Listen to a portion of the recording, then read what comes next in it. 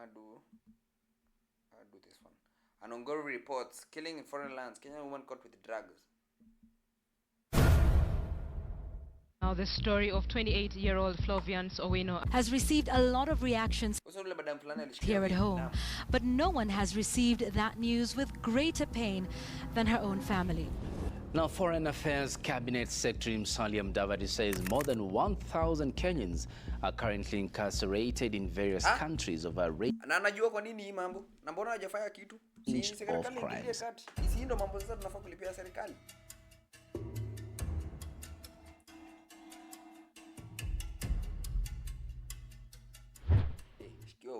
Kenyans are being caught smuggling drugs everywhere. Malaysia, India, China, Vietnam, and even more disturbing, more women than men in Kenya are being caught smuggling drugs.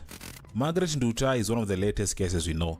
In fact, when the news broke, Kenya reacted the way it always does.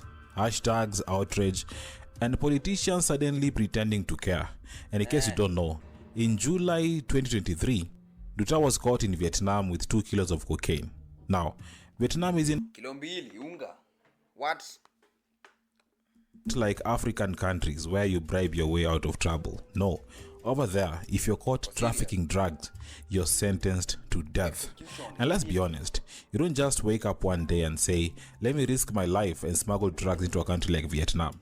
So we have to ask, is it about the money? Is it desperation? Or are these women being tricked? Because Nduta's not the first, and trust me, she won't be the last. There's a whole list of Kenyan women stuck in prisons abroad even now. Some we know, most we don't. And the saddest part, some of them are never coming back.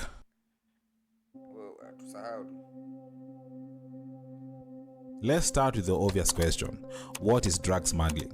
In simple terms, drug smuggling is the secret and illegal movement of drugs from one place to another. In real life, it means hiding drugs like cocaine inside wigs, bras, or even, believe it or not, diapers. And if you're feeling extra brave or extra broke, you can carry them in your body. Across Africa, more and more women are being caught with drugs at airports. In some places, reports show that more women than men are now being arrested for drug smuggling. The United Nations Office on Drugs and Crime has confirmed that women are playing a bigger role in trafficking than before, though they haven't given exact numbers. Still, the trend is clear, especially when you look at the numbers of arrests at airports each year. So why are so many women doing this? Simple, the money. Imagine being broke and jobless, then someone offers you something like $5,000. That's about 500,000 Kenyan shillings in cash, just to swallow a few pellets of cocaine and fly across the world. But there's a catch. You better pray you don't die mid-flight, because smuggling drugs in this way is so dangerous. One small mistake and it's over. If a pellet bursts in your stomach or in your body, it could lead to overdose, shock, or death before the plane even lands. And imagine 25 grams ya nini. If someone snitches, you're surely going to jail. But if it works, if you're successful, you've just made yourself more money than most Kenyans do in 2 years. Because 500,000 Kenyan shillings is enough money to buy you a piece of land in Kenya, and even an old Toyota Vitz. Toyota Vitz gani? Nini? No, tunashika note hadi. Now, Kenya wasn't always part of this drug smuggling story. Things began changing in the 1990s.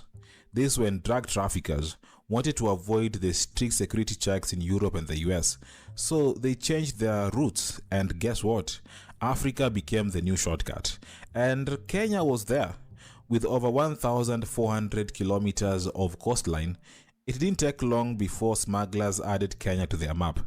See, Kenya is between Africa and Asia. So if you're looking to move drugs across continents, Kenya was the jackpot. Mombasa, Kenya's biggest port, became a favorite spot, not just for cargo ships, but for cartels. Drugs like heroin and cocaine were coming through the ocean, hidden in containers. Now let's talk about the late 90s and the early 2000s. Back then, Things were very easy for smugglers. The borders were loose, airport security not that great. The drug scanners, most didn't work or even didn't exist. The staff were underpaid and overwhelmed, and corruption, obviously, it was there. In short, Kenya was a drug trafficker's dream. And just to show you this is not gossip, in 2004, over 1,000 kilograms of cocaine was found in Kenya, worth 6 billion. One of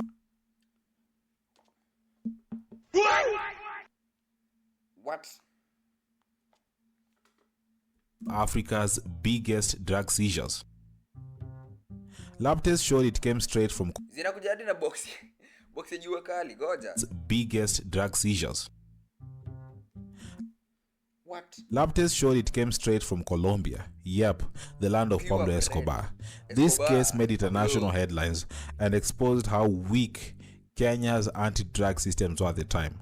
But to be fair, Kenya didn't just sit and watch. In 2014, President Uhuru Kenyatta personally watched as police blew up a ship carrying heroin worth 1. So you want us to believe that hii drugs yote ililipuliwa apparently. Unataka sasa unataka kutubelivisha sasa.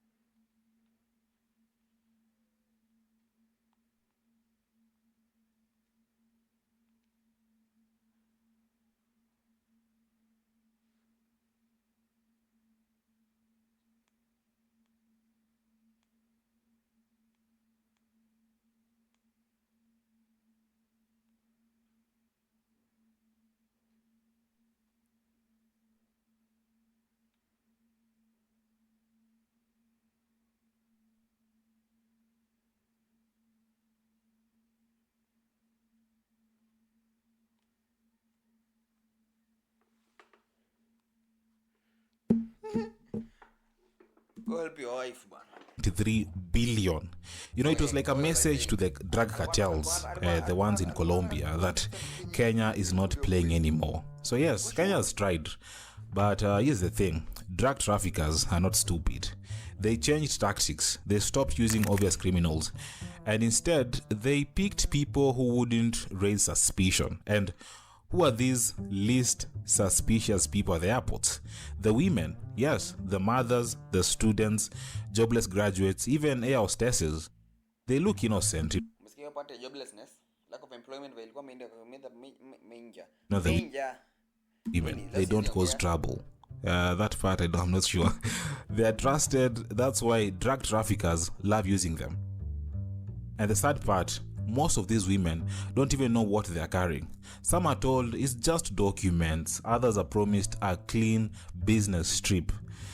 Now, these are not the drug lords, these women. They are not making millions. They are just mules used to carry the drugs. And The bottom of the bottom of the bottom of the bottom of the industry.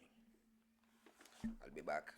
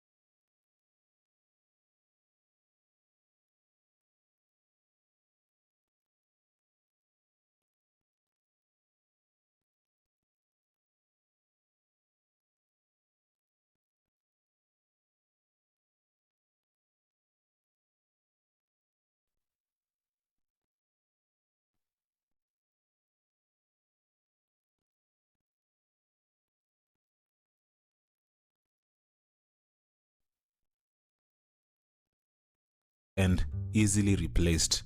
But when they are caught, they are the ones who suffer. They get the prison time and even worse, the death penalty. Kenyan women are now one of the fastest growing groups of drug traffickers heading to Asia, not for holiday, but to die. By 2017, over 70 Kenyans were locked up in China for drug-related crimes. Many of them were on death row, waiting to die. Because in countries like China and Malaysia, if you're caught with drugs, my friend, again, it's simple. No court drama, no second chances, just you and the rope.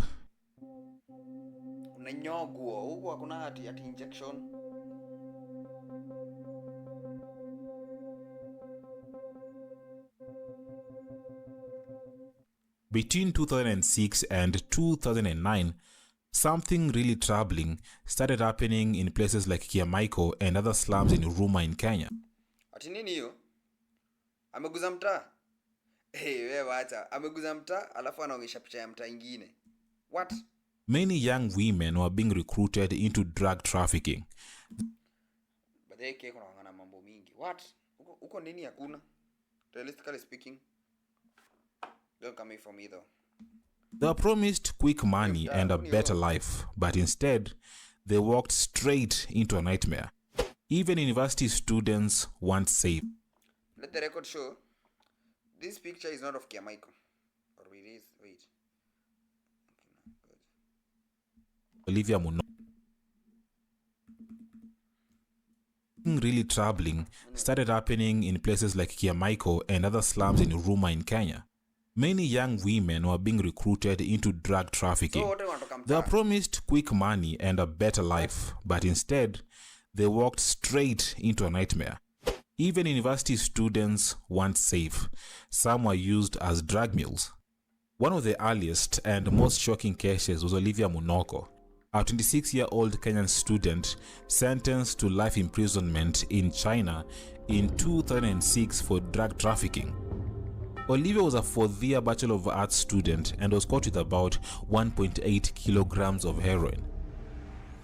Chinese police arrested her on March 10, 2006 at Guangzhou Beiyang International Airport after she arrived from Malaysia, but she cooperated with the authorities and convinced the judge that she engaged in drug smuggling because she needed the money to settle her family financial problems. It helped, but not enough. She was sentenced to life imprisonment. At around the same time, two other Kenyan students, Deborah Donde and Emily Gathoni, were arrested in Malaysia. They were found in a house belonging to a marijuana dealer, along with a Saudi and an Eritrean. Police found 4 kilos of marijuana there. One of the girls was even said to be the daughter of a former Kenyan MP. But guess what? They were released due to lack of evidence, and the drug tests came back negative. Yep, very lucky escape, because in Malaysia, drug trafficking usually means life in prison or the death penalty. So yeah, luck was definitely on their side. What? But others once... The Asians are not playing with their drug things. What? Life in prison? Hapa hivi ni nini? 10 years, 15 years hivi, maybe 45 kama ni mingi trafficking goes zimepailiwa. So at least as long as uko na hope utazeeka, utatoka ukiwa kijana mzee. 100 years. Like goja life na death. So lucky, like Lea Kimani and Christine Nyabera, who are both sentenced to death in China for drug offenses in 2008. Now, the family of Christine was in total shock. They didn't even know how she ended up in China in the first place. Kenya's foreign minister at the time, Moses Wetangula, said would try to talk to the Chinese government and create a system to exchange prisoners between the two countries. He also wanted them to reduce the death sentence to life. Whether that happened or not, no one really knows. Then came another sad case. In 2012, Judith Achieng Odoyo was arrested in Malaysia with nearly 3.8 kilograms of crystal meth. A year later, she was sentenced to death, with a judge delivering the shocking ruling that only one sentence is provided by the law for this crime, and that is death sentence. I order that Judith Achieng Odoyo be taken to a lawful place where you shall be hanged by the neck till you are dead. Yes, that was the actual ruling. Very cold. Another woman, Flavians Owino, was arrested in China in 2013 for drug trafficking. In 2015, she was sentenced to death by hanging. I'm assuming these are the unlucky ones. Sasa kuna mtu mwenye maybe wako kadhaa wenye out of 10 mmoja ndo anapotea. Cause in the cases moja. Maybe if you're unlucky. What? The only one ruling is She had left her 1-year-old daughter in Nairobi, telling her sister that she was going to look for work. Instead, her family later got the shocking news she had been sentenced to death in Beijing. Nobody could believe it. Her case went viral in Kenya, and people began using the hashtag #FreeMissOwino, and her family even spoke on national television. The pressure worked eventually because for the first time, the Chinese and the Kenyan government allowed her parents to visit her in prison. That had never happened before. Now, thanks again to the public attention and diplomatic talks, her execution was delayed for 2 years. She was told if she behaved in prison, her sentence could be changed to life in prison. And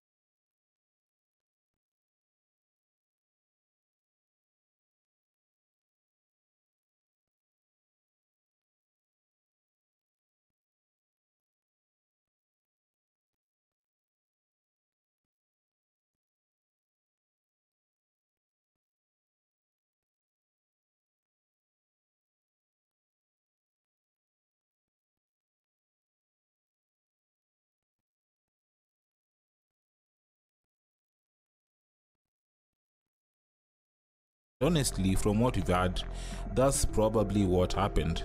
We are not 100% sure, but let's stay positive. And the woman who reportedly recruited Judith, rumor has it that she was so well connected to powerful people that she was never arrested. Africa. A socialite also got herself in trouble, and that happened in 2015. Penina Lema, better known as Pesh, launched a socialite career the way many did back then, by dropping nudes on Twitter and Facebook. And by 2015 standards, she was considered hot. Yeah. Now, for about 7 months, she lived the high life, posting flashy photos from trips to South Africa, Dubai, and Nigeria. She called them working holidays, whatever that meant. In June, just a month before her downfall, she even showed off a brand new car on social media.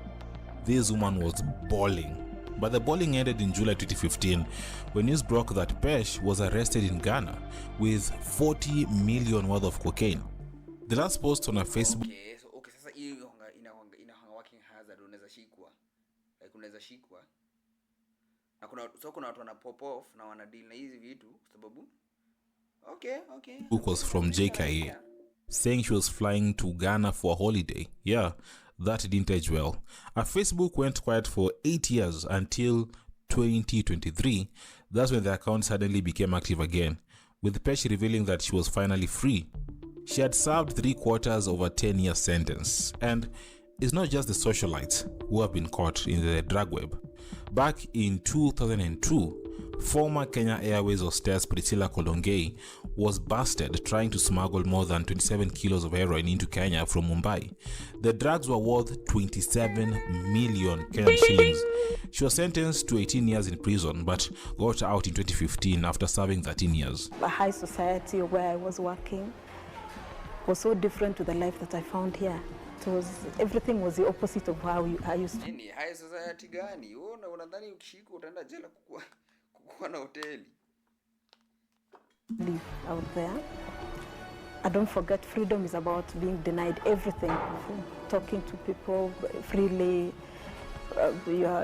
Everything is assigned to even time, your time of eating, time of waking up.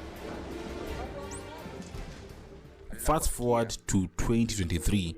Another Kenyan woman was arrested, Mary Njeri, at Kotoka International Airport in Accra, Ghana. She was caught with over 11 kilos of suspected cocaine, worth about 41 million. Authorities say the drugs were hidden in food packets in her luggage. She had flown in from Nairobi via Johannesburg. Last we heard, she was still in custody. No official word on whether she was charged or not. The trial kind of went cold. Now let's talk about Maria Mweke. In June 2019, she was arrested in New Delhi, India for allegedly running an international drug ring. She was caught while delivering 2.5 kilos of heroin to a dealer in Punjab. She wasn't working alone. She was arrested alongside 2 Nigerian men. According to reports, she had been introduced to the trade by another Kenyan. Authorities hunted her for over 7 months and even put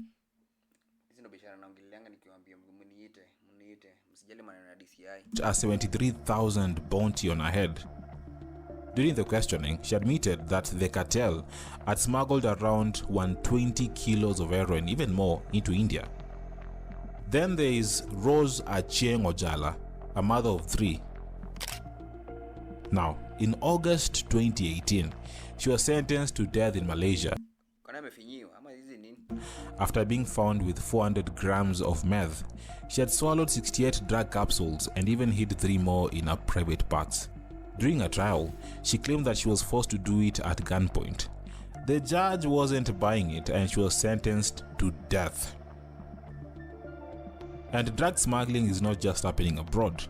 In July 2018, a Kenyan woman named Mary Mukami Mwangi was jailed for 20 years for drug trafficking. She was 20, 30, 35 hapo. Caught at JKIA with 83 pellets of cocaine just as she was boarding a flight to Indonesia, a country that, by the way, does not joke around when it comes to drugs. Now, this trend of drug smuggling has continued into recent years. Now, 2 years ago, just in 2023, another Kenyan woman was arrested by Hong Kong authorities for smuggling an illegal substance believed to be cocaine. The cocaine hidden inside her body was contained in 67 pellets and was worth about 15 million Kenyan shillings. Hizi 67 pellets zinaingililia wapi na zinatembelea wapi?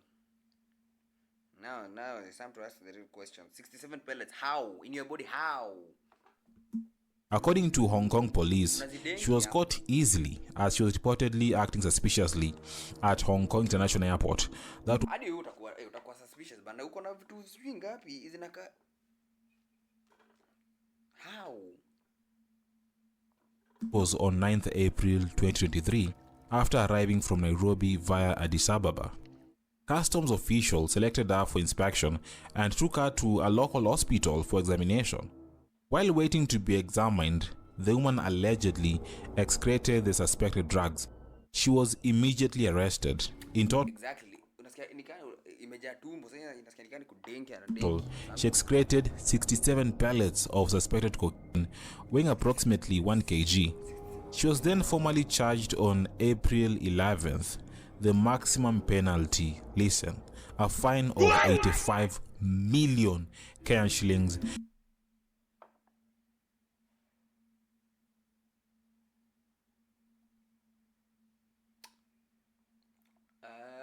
So that's how they do it, right? And life imprisonment. Hey, that's a heavy sentence. Meanwhile, Margaret Nduta Macharia, a 37-year-old Kenyan woman from Oranga County, is currently on death row in Vietnam after being convicted of drug trafficking. She was arrested in July 2023 at Tan Son Nhat International Airport in Ho Chi Minh City with over 2 kilograms of cocaine concealed in her luggage. She had traveled through Jomo Kenyatta International Airport in Kenya, Bole International Airport in Ethiopia, and Hamad International Airport in Qatar without being detected, before finally being caught in Vietnam. During her trial, Nduta claimed that she was unaware of the drugs, stating that an agent had provided her with a new suitcase, replacing her old one as she was prepared to travel abroad for a domestic worker job. However, the court found her guilty of drug trafficking on 6th March 2025 and sentenced her to death by lethal injection. Shockingly, her trial proceeded without legal representation, raising serious concerns about due process. The case received a lot of attention in Kenya, with many people speaking about it and the government trying to ask for mercy. Kenyan officials, including those from the Ministry of Foreign Affairs, have talked to Vietnamese officials to ask them to stop the execution and look for other ways to solve the issue. As of 21st March 2025, Kenyan officials said that Nduta is still alive and being treated well in prison. An appeal has been sent for her, and talks between the two countries are still going on to support her case. Nduta's family still says she's innocent, but her case is very complicated.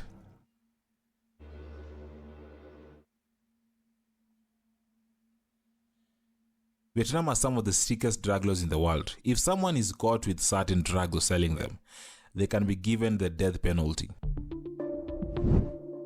There's little hope for diplomatic intervention. Drug laws in countries like China and Vietnam are treated as matters of national security, and no government wants to be seen compromising its legal system for the sake of a foreigner. The Kenyan government can make diplomatic appeals, but it cannot force another country to change its laws. If she survives, then she's lucky, and we hope she does. Now, in conclusion, these are not the only cases. Many Kenyan women are currently jailed around the world for drug trafficking. Most are in South Africa, Nigeria, China, and India.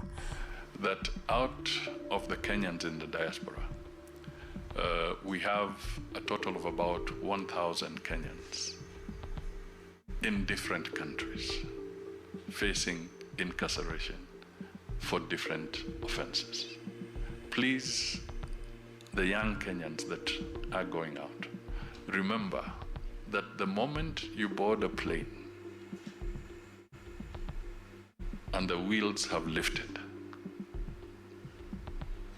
when you land in whatever country you're going into, the laws that apply are not Kenyan laws. Kenya, like many other countries, has long been battling the demons of drug trafficking. The Narcotic Drugs and Psychotropic Substances Control Act of 1984 imposes several penalties. Traffickers face life imprisonment and heavy fines. However, unlike countries like China, Indonesia, Saudi Arabia, and Vietnam, Kenya does not impose the death penalty for drug-related offenses. So what have we learned? First, don't get caught. Simple. Because if you do, especially in places like Vietnam, Malaysia, or Saudi Arabia, there's no second chance. No oops, no I didn't know, no please forgive me. You smuggle drugs, you die. End of story. The rules are strict. The judges don't smile, and you're not getting saved just because you're from Kenya. Yes, the government might try to make a few calls, send a letter or two, or hold a press conference to show they care, but they can't change foreign laws. The truth is, once you're caught, you're pretty much on your own. And if your only defense is I was strict or I didn't know what was in the bag, well, good luck with that. And let's be honest, these women aren't the real criminals. They're just the ones getting caught. The real cartels, you know what happens. If someone tells you to travel for free, carry a bag, swallow pellets, or just wear this wig, please run. And if you must do it, at least take a good selfie at the airport. That might be the photo the news uses when reporting your arrest. Anyway, chasing a few quick shillings could leave you chasing your last breath in a prison cell thousands of miles away, maybe in China or Vietnam. So maybe, just maybe, let's stop calling it a chance for better life and call it what it is, a shortcut to hell. Which of these stories shocked you the most? Let me know in the comments. And if you love these kind of stories, hit that like button. Don't forget to subscribe if you haven't already. What?